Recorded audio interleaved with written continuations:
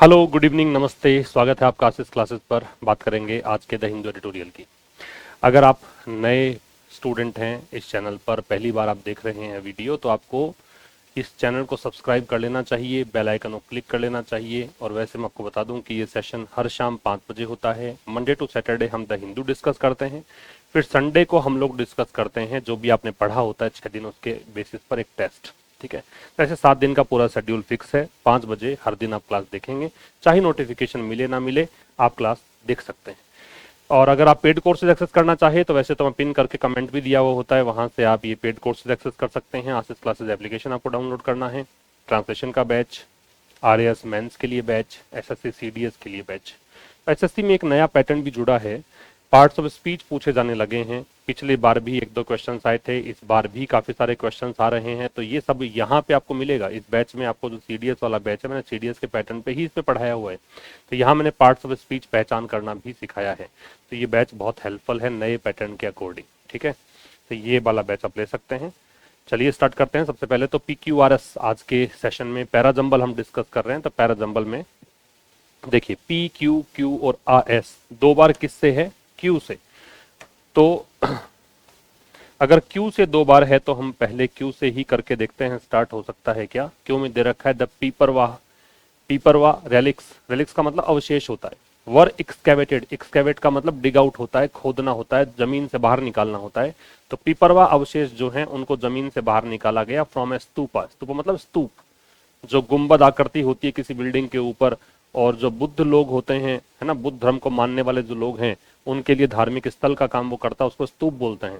तो पीपरवा रेलिक्स जो हैं उनको एक्सकेवेट किया गया स्तूपा से उत्तर प्रदेश में 1898 में। यहां से इंट्रोड्यूस कर सकते हैं, क्यू के बाद पी दोनों में है। तो पी देखिए, दीज रेलिक्स, बिल्कुल इन्हीं रेलिक्स की बात कर रहा है, तो दीज रेलिक्स आ सकता है। और ये जो अवशेष हैं ये जुड़े हुए थे किससे? ये एसोसिएटेड थे, लिंक्ड थे किससे? Lord Buddha's mortar remains. Remains का मतलब ये अवशेष होता है, मोर्टल का मतलब पार्थिव मान लीजिए। तो जो पार्थिव अवशेष हैं उनसे जुड़े हुए थे। अर्थली इसका सिनोनिम हो सकता है, वो तो हम खैर पढ़ेंगे ही, पूरा डिस्कस करेंगे एडिटोरियल, उसमें सब कुछ आ जाएगा। आर कह रहा है कि this prompted the government, Indian government to act for their repatriation. Repatriation का प्रत्यावर्तन होता है, सेंडिंग बैक होता है, घर वापसी होता है। तो क्या इस चीज ने प्रेरित किया भारत सरकार को कि उनका प्रत्यार्पण किया जाए? ठीक है, या फिर लाइटर इसके बाद they appeared in an auction in Hong. ठीक है, इसके बाद पहले तो ये इन्होंने एक्सकेवेट किया, इसकी चर्चा हो गई कि ये लिंक्ड किससे थे। और फिर इनको कुछ समय के बाद में ये नीलामी में दिखाई दिए, हांगकांग में नीलामी हुई। और नीलामी जब चल रही थी ना, तो इस चीज ने, इस नीलामी की प्रोसेस ने प्रॉम्प्ट किया। तो एस के बाद आर आना चाहिए, और एस के बाद आर आना चाहिए। तो आपका आंसर जो है ये आएगा QPSR। ठीक है, तो ये आपका PQRS वाला सेगमेंट हमने डिस्कस कर लिया। ये मैं एक जो क्वेश्चन है ना हमेशा डिस्कस कर रहा हूँ, ये सेशन नंबर 91 आपका चल रहा है। 91 सेशन से हम लोग डिस्कस कर ही रहे हैं। कभी कॉमन एरर डिस्कस करते हैं, तो कभी PQRS चलता है, कभी क्लोज टेस्ट चलता है, कभी आपका पैसेज चलता है ना, कभी फिल इन द ब्लैंक्स है, कभी सिनोनिम्स है। तो ये सब चीजें आपको मिल रही हैं, ताकि आप अगर कोई कॉम्पिटिटिव एग्जाम की तैयारी करते हैं तो उसके लिए बहुत ही लाभप्रद है। आइए स्टार्ट करते हैं आज का सेशन। सबसे पहले तो आज के सेशन में जो टोन आपको देखने को मिलेगी वो मिलेगी एप्रिसिएटिव। लेखक जो है वो सरकार के द्वारा जो प्रयास किए जा रहे हैं, इन अवशेषों को वापस भारत वापसी के लिए लाया गया है भारत में वापस, इसकी प्रशंसा करता हुआ नजर आएगा। इसलिए इसका टोन हुआ एप्रिशिएटिव, प्रशंसात्मक इसको कह सकते हैं हिंदी में। मैंने कल भी डिस्कस किया था नाउन फ्रेज, आज फिर मैंने पहले ही कहा था कि कुछ सेशन में मैं नाउन फ्रेज लेके चलूंगा, ताकि आपको एकदम आराम से नाउन फ्रेज निकालना आ जाए। अगर आप NP निकालना सीख जाते हैं, उसके बाद हम शुरू करेंगे एडजेक्टिव फ्रेज निकालना। ठीक है, धीरे धीरे मैं सारी फ्रेज एनालिसिस कंप्लीट कर दूंगा इन सेशंस के थ्रू। तो नाउन फ्रेज, कोई बच्चा नया है तो समझ ले एक बार फिर से। नाउन फ्रेज उस शब्द या शब्दों के समूह को कहा जाता है जिसमें या तो एक नाउन हो, ठीक है, जिसमें एक नाउन होनी चाहिए, या तो कोई शब्द हो या शब्दों का समूह हो, लेकिन उसकी एक विशेष चीज ये है कि उसमें नाउन होनी ही चाहिए। और वो जो शब्द है या शब्दों का समूह है वो काम कैसे करे? वो सेंटेंस में या तो सब्जेक्ट का काम करे, या ऑब्जेक्ट का काम करे, या फिर प्रेपोजिशनल ऑब्जेक्ट मतलब प्रेपोजिशन के ऑब्जेक्ट के रूप में काम करे। तो एक सिंगल वर्ड भी नाउन फ्रेज NP कहला सकता है, ग्रुप ऑफ वर्ड्स भी नाउन फ्रेज कहला सकता है। लेकिन सबसे इंपॉर्टेंट बात यह है कि इसमें नाउन होनी चाहिए, ये सबसे इंपॉर्टेंट कंडीशन यहां पे है। दूसरी बात, नाउन फ्रेज जो होती हैं वो सेंटेंस में किस तरीके से फंक्शन करती हैं, वो सब्जेक्ट हो सकती है, वो ऑब्जेक्ट हो सकती है, वो प्रेपोजिशनल ऑब्जेक्ट हो सकती है, मतलब प्रेपोजिशन के ऑब्जेक्ट के रूप में काम कर सकती है। तो लेट्स सी इसमें क्या क्या नाउन फ्रेजेस थी। ये पहला सेंटेंस मैंने लिया है आज के एडिटोरियल का। The recent repatriation of the Piprahwa relics, ये पूरा एक नाउन फ्रेज है, ठीक है। वैसे मैं कहूं तो ये अकेला भी नाउन फ्रेज ही है अगर यहां तक देखोगे, ठीक है। और ये वाला जो है ये भी नाउन फ्रेज ही है, और वैसे पूरा सेंटेंस जो है ये भी नाउन फ्रेज ही है। क्यों? क्योंकि यहां पे तो देखिए रिपेट्रिएशन नाउन है ना, TION जनरली इनसे जब एंड होता है कोई वर्ड तो उसको नाउन, हम नाउन कहते हैं। रिसेंट एडजेक्टिव है, डिटरमिनर है, तो इन तीनों शब्दों का समूह भी NP है, ठीक है। फिर इसके बाद में ओ प्रेपोजिशन है, प्रेपोजिशन का ऑब्जेक्ट दे रखा पीपरवा रेलिक्स, ठीक है। तो ये भी नाउन है, तो इसलिए प्रेपोजिशनल ऑब्जेक्ट जो है वो भी नाउन फ्रेज होता है, ठीक। और ये चूंकि सब्जेक्ट बन रहा था, ये प्रेपोजिशनल ऑब्जेक्ट बन रहा था, ठीक है। और वैसे ये पूरा भी नाउन फ्रेज ही है, इसको पूरे को भी नाउन फ्रेज कहेंगे। तो ये भी NP और ये भी NP और ये पूरा भी NP। इसके बाद में इन प्रेपोजिशन है, प्रेपोजिशन का ऑब्जेक्ट दे रखा है, तो प्रेपोजिशनल ऑब्जेक्ट होते हैं वो नाउन फ्रेज होते हैं। फिर ये प्रेपोजिशन है, प्रेपोजिशन के बाद जो दे रखा है वो भी ऑब्जेक्ट, वो भी नाउन फ्रेज है, ठीक है। वैसे आप यूं कहो कि केवल अस्तूपा ये कहोगे तो भी नाउन फ्रेज है, क्योंकि इसमें स्तूपा नाउन है। फिर ये प्रेपोजिशन है, फिर इसका ऑब्जेक्ट है, तो ये उत्तर प्रदेश, ये भी नाउन फ्रेज है।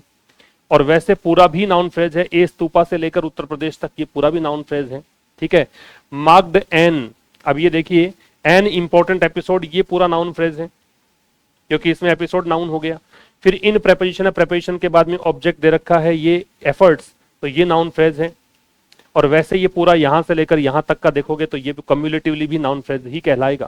तो कुल मिला के कोई भी ऐसा शब्द या शब्दों का समूह जिसके अंदर कोई नाउन दे रखा होता है, और अगर वो नाउन वो वर्ड जो है या ग्रुप ऑफ वर्ड्स है वो काम करता है सब्जेक्ट ऑब्जेक्ट या प्रेपोजिशन ऑब्जेक्ट के रूप में, वो नाउन फ्रेज होता है। थोड़ी प्रैक्टिस आप मेरे साथ करते रहेंगे तो आप ये NP निकालना सीख जाएंगे। और मैं फिर कह दूं कि NP निकालना जो फ्रेज एनालिसिस है और क्लोज एनालिसिस है, वो टीचिंग के जो एग्जाम्स होते हैं ना, जो टीचर भर्ती वाली परीक्षाएं होती है, शिक्षक भर्ती वाली एग्जाम्स होती हैं, वहां पे ये प्रश्न पूछे जाते हैं। तो उस लिहाज से बेहद इंपॉर्टेंट ये सेगमेंट में डिस्कस कर रहा हूं, नई चीज मैंने एड ऑन की है। आइए स्टार्ट करते हैं आज का सेशन, जिसमें हम बात करेंगे। इस एडिटोरियल का टाइटल देखिए क्या है, ब्रिंगिंग देम होम। ये डैम जो है ना, हाल फिलहाल के लिए समझिए रेलिक्स के लिए आ रहा है ना, रेलिक्स के लिए आ रहा है, अवशेषों के लिए आ रहा है। ब्रिंगिंग देम होम, उनको वापस घर लेकर आना। किनको? रेलिक्स को, अवशेषों को वापस से घर लेकर आना। किस पे लिखा गया है? रिपेट्रिएशन। रिपेट्रिएशन क्या है? तो यहां संपर्क करें। रिपेट्रिएशन का मतलब है प्रत्यावर्तन, है ना, return, home coming, sending back, वापस भेजना। इसको हिंदी में क्या बोलेंगे? प्रत्यावर्तन। क्या बोलेंगे? प्रत्यावर्तन। मैं एक बार इन सभी के हिंदी में लिख देता कि मैं भूल ना जाऊं कल को, फिर आप कमेंट करते हैं कि सर आप हिंदी में लिख दिया करें, तो एक बार मैं लिख देता हूं। रेलिक का मतलब है अवशेष। एक्सकेवेट का मतलब होता है खुदाई करना या खोदकर बाहर निकालना। मार्क का मतलब है संकेत करना, चिन्हित करना। और कीप जो है इसमें फ्रॉम लगता है, इसका मतलब है रोकना। तो ये कुछ यहां पे हिंदी मीनिंग है इनके, ठीक है। एक काम तो हो गया, ताकि हिंदी में तो दिक्कत नहीं है आपको। अब देखिए, ब्रिंगिंग देम होम मतलब अवशेषों को वापस घर लेकर आना। किसको लेकर लिखा है? ऑन बताता है, इस सब्जेक्ट पर लिखा हुआ है। सब्जेक्ट है रिपेट्रिएशन, द डिटरमिनर है, रिपेट्रिएशन नाउन है। रिपेट्रिएशन हो गया रिटर्न, होम कमिंग या सेंडिंग बैक। जो मैं पढ़ा रहा हूं उसका पूरा PDF आप प्राप्त करेंगे टेलीग्राम चैनल से, और टेलीग्राम चैनल का लिंक भी आपको पिन करके भी दे दिया जाएगा कमेंट बॉक्स में, या फिर आप डिस्क्रिप्शन में जाके देख लीजिएगा, वहां से आप इसको प्राप्त करें ताकि आपके पास इकट्ठे हो जाएं सारे वर्ड्स, ठीक है। तो रिपेट्रिएशन को लेकर लिखा गया है, प्रत्यावर्तन को लेकर लिखा गया है। और प्रत्यावर्तन है किसका? पीपरवा रेलिक्स का। रेलिक्स से सिनोनिम देखो, रिमेन्स, रेमिनेंट या वेस्टीज। अवशेष जो होते हैं उनको हम रेमिनेंट बोलते हैं, उनको हम रिमेन्स बोलते हैं, उनको हम वेस्टीज बोलते हैं। आपको देखे बिना याद आ जाए तो एक बार वीडियो को पॉज करके फिर से रिवाइज कर लीजिए। रिपेट्रिएशन के सिनोनिम क्या बताया? रिटर्न बताया, होम कमिंग बताया, सेंडिंग बैक बताया। दूसरा क्या था? रेलिक। रेलिक के सिनोनिम्स क्या बताए मैंने? रेलिक का सिनोनिम है वेस्टीज या रिमेन्स या रेमिनेंट, ठीक है। तो ये लिखा गया है अवशेषों की घर वापसी पर। फिर लिखा गया है किस पर, पिपरवा जो अवशेष हैं उनके घर वापसी पर, उनके प्रत्यावर्तन पर। India must have norms, India यहाँ पे सब्जेक्ट है, जो रेड कलर में दिख रहा है वो सारे सब्जेक्ट हैं। इसकी वर्ब जो है वो मस्ट हैव है, जिसमें मस्ट है वो हेल्पिंग वर्ब है और हैव है वो मैन वर्ब है। तो भारत को जरूर से जरूर, मस्ट है वो ऑब्लिगेटरी स्टेटमेंट के लिए आता है, मजबूरी बताने के लिए आता है। तो भारत को जरूर से जरूर ऐसे नियम बनाने चाहिए, ऐसे नियम रखने चाहिए, to keep sacred relics from being sold. अब ये कीप फ्रॉम, कीप के साथ फ्रॉम लग रहा है, इसका मतलब तो रोकना है। तो यहां देखिए इनहिबिट, डिटर या रिस्ट्रेन या स्टॉल। इनहिबिट रोकना, डिटर रोकना, रिस्ट्रेन रोकना, स्टॉल रोकना, ठीक है। रेलिक्स का मतलब अवशेष है ही। तो भारत को ऐसे नियम बनाने चाहिए ताकि जो पवित्र, इस सेक्रेड का मतलब है होली, ठीक है, ताकि जो पवित्र अवशेष हैं उनको बेचने से रोका जा सके। फ्रॉम के साथ तो आईएनजी लगता है, तो बी की आईएनजी फॉर्म लगा दी इसने, बीइंग। सोल्ड है वो सेल की थर्ड फॉर्म है, ठीक है। सेल होती है फर्स्ट फॉर्म, सोल्ड होती है सेकंड फॉर्म और सोल्ड ही होती है थर्ड फॉर्म। तो भारत को जरूर से जरूर ऐसे नियम बनाने चाहिए ताकि जो होली अवशेष हैं, जो पवित्र अवशेष हैं, उनको बेचने से रोका जा सके। बात समझ में आ गई यहां तक? आगे देखिएगा, the recent repatriation, that determiner है, रिसेंट एडजेक्टिव है, रिपेट्रिएशन नाउन है। ये तो हो गया आपका डिटरमिनर, ये हो गया आपका एडजेक्टिव और ये हो गया नाउन। जो हाल फिलहाल जो रिपेट्रिएशन हुआ है, जो प्रत्यावर्तन हुआ है, जो रिटर्न हुआ है, जो होम कमिंग हुई है, जो सेंडिंग बैक वाला प्रोसेस हुआ है, किसका? पिपरवा रेलिक्स का। जो पिपरवा अवशेष है उनका, विच रिलेटिव प्रोनाउन है, इसका संबंध किससे है? पिपरवा रेलिक्स से। पिपरवा रेलिक्स के लिए यहां पे आ रहा है वर एक्सकैवेटेड, ठीक है। मैंने हाईलाइट किया है विच को ही क्योंकि इसी का फंक्शन है एक्चुअल में। फिर इसका एंटेसिडेंट देखते हैं, पूर्वगामी शब्द देखते हैं। पूर्वगामी शब्द इसका पिपरवा रेलिक्स है, इसकी वर्ब जो है वर एक्सकैवेटेड है। वर एक्सकैवेटेड पैसिव वॉइस है पास्ट इंडेफिनिट का। पास्ट इंडेफिनिट मतलब सेकंड फॉर्म का पैसिव वॉज वर्ब से बनता है। तो यहां पे हमने लगाया वर एक्सकैवेटेड क्योंकि रेलिक्स प्लूरल है। इनकी खुदाई करके इनको बाहर निकाला गया। कब की बात है? 1898 में। कहां से निकाला गया? एक स्तूपा, मतलब एक स्तूप से। स्तूप होता है क्या? आपने सुना होगा, स्तूप एक बिल्डिंग जिस पर गुंबद जैसी आकृति होती है और बुद्ध लोग जो होते हैं, जिन बुद्ध धर्म के जो अनुयायी हैं, वो इनके धार्मिक स्थल का ये कार्य करता है, ठीक है। एक स्तूप से निकाला गया। कहां की बात है? उत्तर प्रदेश की बात है। फिर माग्ड, अब देखिए यहां इसने क्या किया, यहां से लेकर यहां तक थोड़ा एक्स्ट्रा डिस्कशन कर डाला। बाकी सेंटेंस जो है यहां से है कि जो रिसेंट रिपेट्रिएशन हुआ पिपरवा रेलिक्स का, इसने मार्क किया। मार्क का मतलब क्या है? चिन्हित करना है, सिग्निफाई है, डिनोट है, इंडिकेट है, हाईलाइट है, ठीक है। और एक्सकैवेट के सिनोनिम दे रखे हैं, डिगअप है, अनर्थ है, अनकवर है। डिगअप डिग से बना है, खुदाई करना। अनअर्थ, अर्थ में जो है उसको अनअर्थ मतलब बाहर निकालना, पृथ्वी से भीतर से बाहर निकालना। अनकवर, उस पर जो आवरण था उसको हटाना, तो मतलब वही है खुदाई करके बाहर निकालना। मार्क का सिग्निफाई, डिनोट, इंडिकेट, हाईलाइट। तो इस रिसेंट रिपेट्रिएशन ने चिन्हित किया, इंडिकेट किया, सिग्निफाई किया, डिनोट किया, हाईलाइट किया। क्या? एक इंपॉर्टेंट घटनाक्रम, एन इंपॉर्टेंट एपिसोड, एक इंपॉर्टेंट घटनाक्रम। इस एपिसोड का मतलब है इवेंट, नाउन है ये episode. In India's cultural diplomacy effort, किसमें? भारत के जो सांस्कृतिक कूटनीति या राजनयिक प्रयास हैं उनमें। भारत का, ये इंडिया नाउन है, अपोस्ट्रोफी है तो ये जिनेटिव केस है, कल्चरल है वो एडजेक्टिव है, डिप्लोमेसी है वो नाउन है, एफर्ट्स है वो नाउन है, ठीक है। ये कंपाउंड नाउन है डिप्लोमेसी एफर्ट्स। तो भारत के जो सांस्कृतिक राजनयिक प्रयास हैं उसमें एक इंपॉर्टेंट घटनाक्रम है ये, ऐसा बताया। तो हाल फिलहाल जो रिपेट्रिएशन हुआ पिपरवा रेलिक्स का, इसने एक इंपॉर्टेंट एपिसोड को डिनोट किया है, हाईलाइट किया है। किसमें? भारत के सांस्कृतिक राजनयिक प्रयासों में। बीच में बताया कि ये अवशेष जो हैं उनकी खुदाई करके इनको बाहर निकाला गया 1898 में। कहां से? एक स्तूप से। स्तूप कहां पे था? ये उत्तर प्रदेश में था। बात समझ में आ गई यहां तक? ये फर्स्ट स्लाइड की कुछ बातें। आगे बढ़ते हैं। आगे कह रखा कंसीडर्ड। कंसीडर्ड यहां पे एडजेक्टिव है। कंसीडर्ड जो है ना वो एडजेक्टिव है, थर्ड फॉर्म में पास्ट पार्टिसिपल है। अब ये कंसीडर्ड एक्चुअल में एडजेक्टिव है किसका? ये एडजेक्टिव इस डे का है, इस रेलिक्स के लिए कंसीडर दे रखा है। बस वो अलग बात है कि इसने थोड़ा सा अलग स्टाइल में लिख दिया शुरू में, बाकी डे की ही चर्चा कर रहा है। तो प्रोनाउन की जो विशेषता बताता है, नाउन की जो विशेषता बताता है, उसको हम एडजेक्टिव ही बोलते हैं। तो ये एडजेक्टिव है। क्या कहना चाह रहा है? Consider to be physical remnants. Remnants क्या होता है? वही रिमेन्स होता है, रेलिक होता है ना। अवशेष को हम बोलते हैं, वेस्टीज को बोलते हैं। कंसीडर्ड मतलब डीम्ड, मानना। तो देखो कंसीडर के रिगार्ड या डीम लिख देता हूं मैं एक बार। इसका मतलब है मानना, इसका मतलब है युग, इस रीसरफेस का मतलब होता है पुनः पुनः क्या कह सकते हो, प्रकट होना, प्रविष्ट होना, पुनः सामने आना, यूं कह सकते हो, उभरना।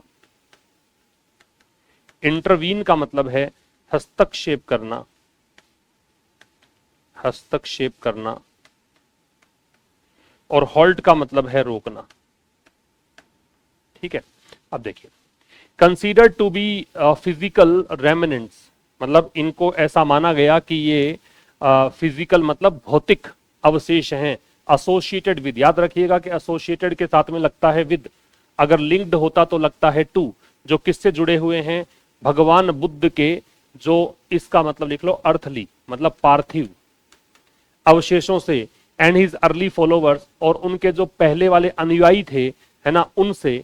देवर टेकन, अब रेलिक्स के लिए कहा था, तो इन अवशेषों को ले जाया गया। दे सब्जेक्ट हो गया, वर टेकन वर्ब हो गई, पास्ट इंडेफिनिट का पैसिव है, अवे मतलब एडवर्ब हो गया, दूर ले जाया गया। ठीक है, इन द कॉलोनियल ईयरा, किसमें, औपनिवेशिक युग में। ईयरा के सिनोनिम देख लीजिए, period, age, epoch, eon, period, age, epoch, eon. ठीक है, एंड रीसरफेस्ड, और ये फिर से मतलब सामने आए, ये रीअपियर हुए, ये इमर्ज हुए, किसके लिए, ऑक्शन के लिए। ऑक्शन का मतलब होता है बिड, ठीक है, या सेल, बिक्री या नीलामी के लिए। बाई सोथीज, ठीक है, इन हांगकांग, सोथीज के द्वारा, ये तो नाम हो गया, कहां पर, हांगकांग में। कब की बात है, मई, इन में, मई की बात है। ठीक है, पर्टिकुलरली किसी मंथ या ईयर की आप बात करते हो तो इनका प्रयोग हम करते हैं मंथ या ईयर से पहले। तो देखिए, इनको माना गया, क्या माना गया, कि ये भौतिक अवशेष हैं, फिजिकल एडजेक्टिव है, और ये रेमिनेंट्स है वो नाउन है। इनको माना गया कि ये भौतिक अवशेष है। बेटा ये जो बता रहा हूं ना मैं आपको, ये पार्ट्स ऑफ स्पीच जिनको आप वर्ड कैटेगरी के नाम से जानते हैं, ये आजकल एसएससी में आने लग गए हैं।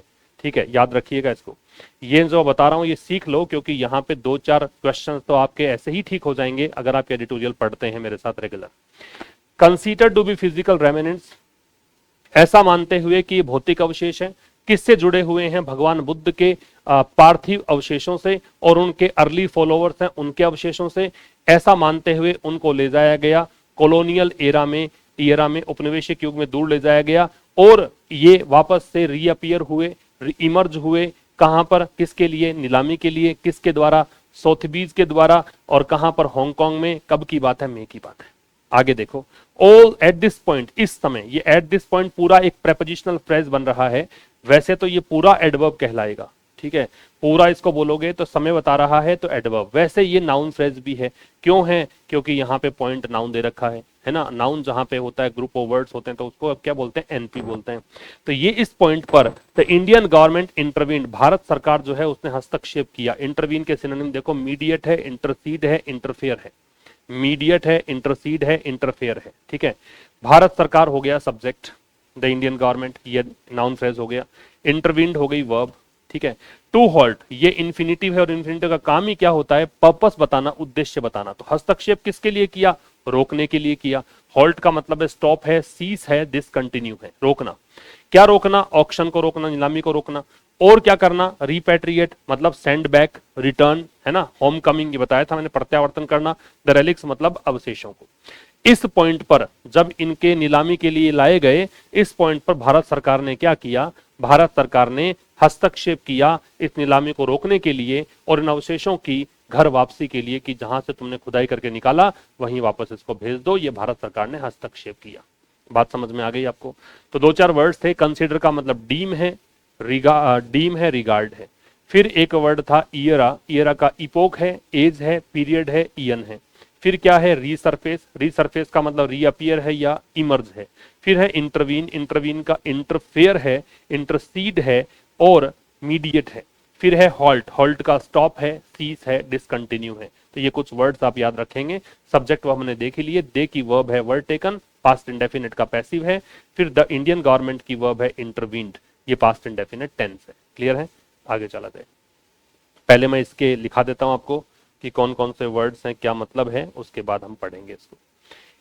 इसमें देखो काफी सारे वर्ड्स। रिजाइड का मतलब है रहना, ठीक है, स्टे करना, मतलब निवास करना, निवास करना, रहना, ऐसा मतलब है रिजाइड। आर्टिफैक्ट का मतलब है अवशेष, एंटिक्विटी या रेलिक। इंगेज का मतलब है शामिल होना, ठीक है। हेरिटेज ये व्यस्त होना भी होता है। हेरिटेज का मतलब होता है विरासत। नोटेबली का मतलब है मुख्य रूप से, मुख्य रूप से, विशेष रूप से।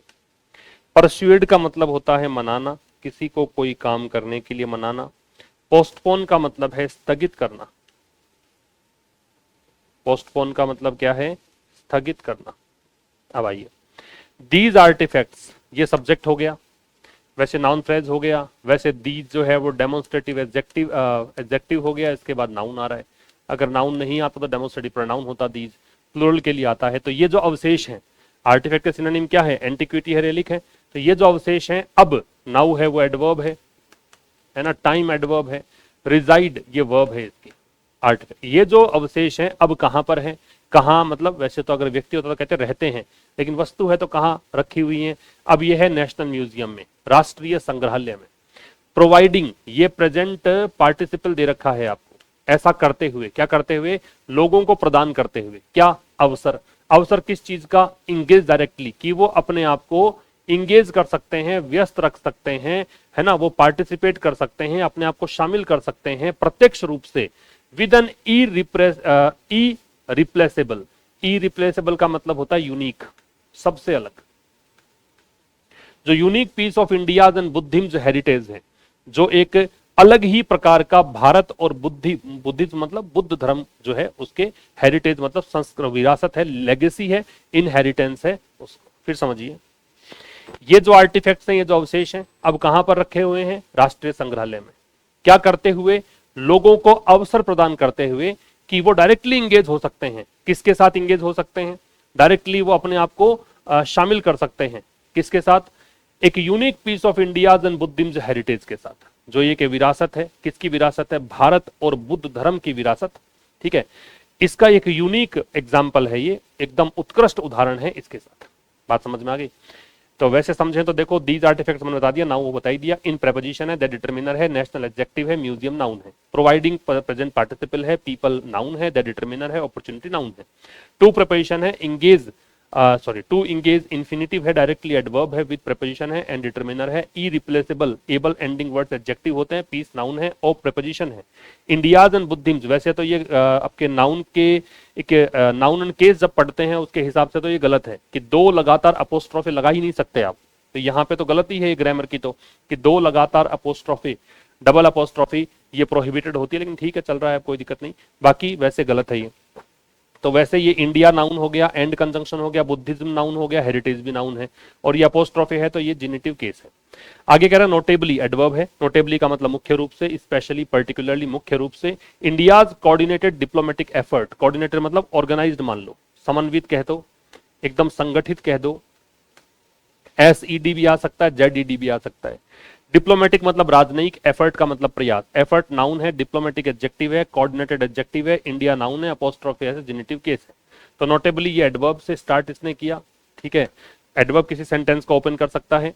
तो ये कह रहा है कि भारत का जो एक ऑर्गेनाइज्ड कूटनीतिक प्रयास है, इन्वॉल्विंग मल्टीपल मिनिस्ट्रीज, जिसमें शामिल हैं अनेक मंत्रालय, मल्टीपल मतलब अनेक, मिनिस्ट्रीज मतलब मंत्रालय, एंड और इट्स मिशंस, और इसके जो मिशंस हैं, मिशंस मतलब यहाँ पे ऐसे आप वैसे तो मिशन का मतलब अभियान होता है, लेकिन यहाँ पे इसका मतलब कमीशन मानो आप, है ना, जो भी कह सकते हो ना, आयोग वगैरह कह सकते हो, ठीक है, दूतावास कह सकते हो, एब्रोड मतलब विदेश, ठीक है, इसमें इसके मल्टीपल मिनिस्ट्रीज भी शामिल हैं और दूतावास जो विदेश में है वो भी शामिल है। इस मिशन का मतलब कमीशन है। ठीक है, फिर समझिए, मुख्य रूप से, पर्टिकुलरली या स्पेशली, भारत के जो संयुक्त राजनयिक प्रयास हैं, जिसमें क्या क्या शामिल है, जिसमें अनेक मंत्रालय भी शामिल हैं, और इसके मतलब भारत के जो कमीशंस हैं एब्रोड, विदेश में, एब्रोड का मतलब विदेश, वो शामिल हैं। कुड, अब ये एफर्ट की वर्ब है वो कुड परसुएड है, ये वर्ब हो गई, could helping verb, persuade man verb. Persuade का मतलब है कॉक्स या कन्विंस, मनाना, वो मना सकते हैं किसको? सोथबीज को टू पोस्टपोन, ठीक है, वो इसको पोस्टपोन करने के लिए मना सकते हैं, ये तो नाम हो गया, सोथबीज को मना सकते हैं पोस्टपोन करने के लिए। पोस्टपोन का मतलब पुट ऑफ, डिले या डिफर मतलब स्थगित करना। एंड इवेंचुअली, इवेंचुअली का मतलब है फाइनली, अंततः। अंततः क्या, कैंसिल द ऑक्शन, नीलामी को कैंसिल करने के लिए। फिर समझ लो, मुख्य रूप से भारत का जो संयुक्त डिप्लोमेटिक एफर्ट है, ये सीधा सीधा जोड़ो इसको यहां से, ये मना सकता है सोथबीज को, किस लिए, पोस्टपोन करने के लिए, और अंततः ऑक्शन को कैंसिल करने के लिए। ठीक है, इसमें प्रयासों में शामिल कौन कौन है, तो ये शामिल हैं, कई तो मिनिस्ट्रीज शामिल हैं, और इसके जो कमीशन हैं विदेश में वो भी शामिल है। ठीक है, आगे चला जाए तो कुछ वर्ड्स हमने डिस्कस किए। एक वर्ड डिस्कस किया रिजाइड, रिजाइड का मतलब है ड्वेल या स्टे या इनहैबिट। इनहिबिट होता रोकना, इनहैबिट है ये निवास करना, इनहैबिटेशन सुना होगा आपने। आर्टिफैक्ट है, इसका मतलब है एंटिक्विटी या रेलिक। इंगेज है, इसका मतलब है पार्टिसिपेट, इन्वॉल्व या ऑक्यूपाई, मतलब शामिल होना। हेरिटेज का लेगेसी या इनहेरिटेंस, मतलब विरासत। फिर एक वर्ड हमने देखा नोटेबली, नोटेबली का मतलब है मुख्य रूप से, स्पेशली या पर्टिकुलरली। परसुएड है कॉक्स या कन्विंस। पोस्टपोन है तो पुट ऑफ, डिले या डिटर। ठीक है, आगे चलो। The Godrej industries groups ability, तो गोदरेज इंडस्ट्रीज जो ग्रुप है उसकी जो सामर्थ्य है क्या करने का, एक्वायर करने का। एक्वायर का मतलब है ऑब्टेन, गेन या सिक्योर, प्राप्त करना, अधिग्रहण करना। इसका लिख लीजिएगा, अधिग्रहण करना। नेगोशिएट का मतलब है विचार विमर्श करना, सौदेबाजी करना, चर्चा करना। ये चर्चा करना भी होता है और सौदेबाजी करना भी होता है। रिफ्लेक्ट का मतलब है दर्शाना, दिखाना। और इनोवेटिव का मतलब होता है नया, नवीन। तो कह रहा है कि गोदरेज इंडस्ट्रीज जो ग्रुप है उसकी एबिलिटी, ये नाउन फ्रेज है, एनपी है, और इसमें ये पूरा जो है एबिलिटी ये सब्जेक्ट बनेगा। इसकी जो एबिलिटी है क्या करने की, अधिग्रहण करने की। किसको, रेलिक्स को, अवशेषों को। दय क्यों लग रहा है, क्योंकि पता है बुद्ध वाले अवशेष की बात कर रहा है। थ्रू, इस माध्यम से, ये प्रेपोजिशन है, किस माध्यम से, अ नेगोशिएटेड अरेंजमेंट, एक चर्चा करके या सौदेबाजी करके, बार्गेंड जो अरेंजमेंट है, किसके साथ, सोथबीज के साथ। ऑल्सो रिफ्लेक्ट्स, ये दिखाता है, ये एबिलिटी जो है ये दर्शाता है, ये वर्ब है इसकी। ठीक है, an innovative public private partnership, एक नए प्रकार की पब्लिक प्राइवेट पार्टनरशिप, मतलब सरकारी और निजी भागीदारी। पब्लिक मतलब सरकारी, प्राइवेट मतलब निजी, और पार्टनरशिप मतलब भागीदारी। तो ये जो एबिलिटी है ये दर्शाती है। ऑल्सो जो है वो एडवर्ब है, और ये जनरली हम मैन वर्ब के पहले लगाते हैं। ऑल्सो की पोजीशंस क्या होती हैं, ये पहले भी बताया है वैसे मैंने, याद रखें कि ऑल्सो की जो पोजीशंस हैं वो ऐसे होती हैं कि या तो ऑल्सो लगता है मैन वर्ब से पहले, यहां लगेगा।